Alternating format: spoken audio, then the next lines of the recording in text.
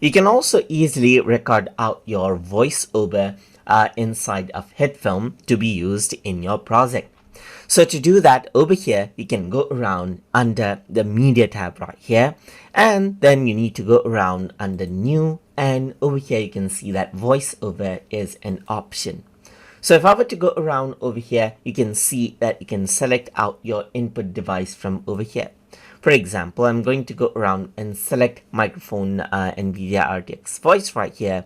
And over here, you can see that you can also choose out the sample rate, which is the quality for the audio that you're going to record right here.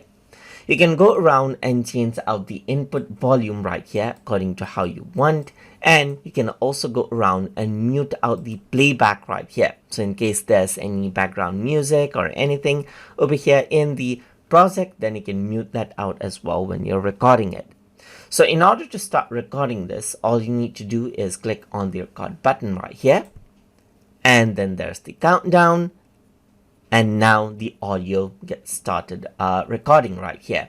And for reference, the timeline video will start playing. And if there's any audio and mute playback is turned on, then it'll simply mute out the playback.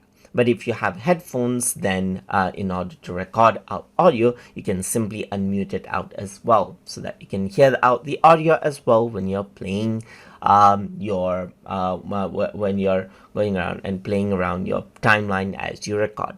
So I'm just going to go around and press stop right here now. And once you do that, you can see that VO has been created in WAV format, which is a high quality audio format, and you can go around and bring it along in your timeline right here. And here you have your audio, as you can see. So if I were to go around and press the play button, you'll get started recording right here. And for reference, there's the recorded audio, as you can see, and it can be easily be brought into the project as you like, as you can see. So that is how you can go around and create new voiceover and record out audio as you like inside of HitFilm to be used in your projects. So I hope you guys learned something as always. And as always, please like, comment, share, and subscribe.